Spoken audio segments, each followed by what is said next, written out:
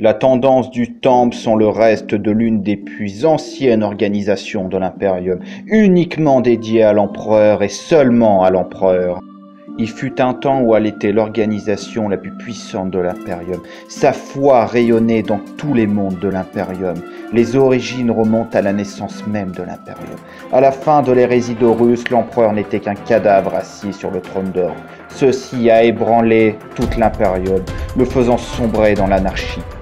Suite à cela, les populations étaient en quête de consolation et de sens. L'empereur n'était pas un homme, mais le dieu de l'humanité. Des cultes naquirent sur des milliers et des milliers de mondes. Au fil du temps, les sectes dédiées à l'empereur fusionnèrent, s'affrontèrent dans un océan de sang, puis prospérèrent.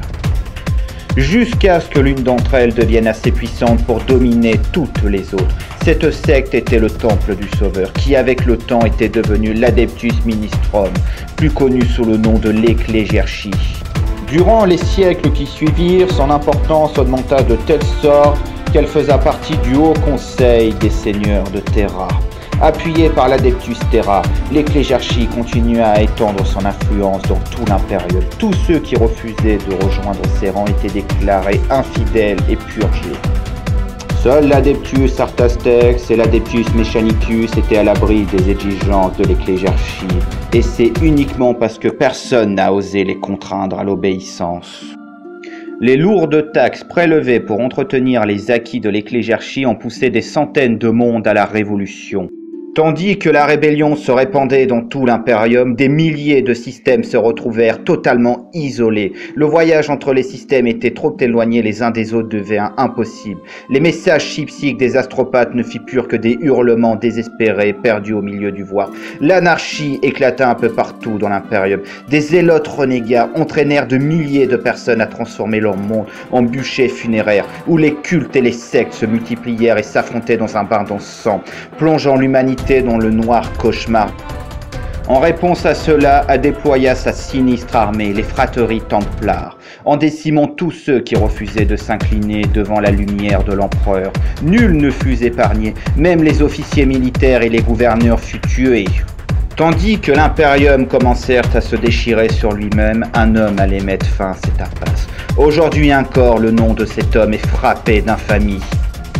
Il est devenu à la fois le maître du Ministerum et de l'Administratum, un tyran dont la domination fut baptisée le règne de sang. Un nom qui en dit long pour une époque déjà plongée dans les affrontements. Le nom de cet homme qui fut aussi près de détruire l'Imperium que fut Horus de son temps était Gore Vandai. Son règne funeste fut celui d'une autorité absolue, exercée sans restriction ni raison, durant lequel des mondes subissaient des bombardements bactériologiques sur un simple caprice, et d'immenses armées s'assemblèrent pour détruire des sujets impériaux accusés.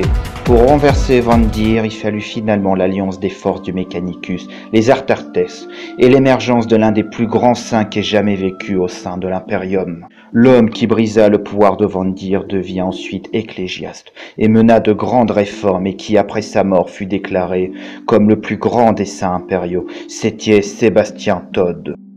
Vandir a été le dernier ecclésiaste du Temple du Sauveur, avec sa fin, celle de la domination religieuse du Temple au sein de l'Imperium. Suite aux réformes de Sébastien Todd, l'ecclésiarchie renaissait sous une forme différente. Mais ce changement ne se fit pas sans douleur.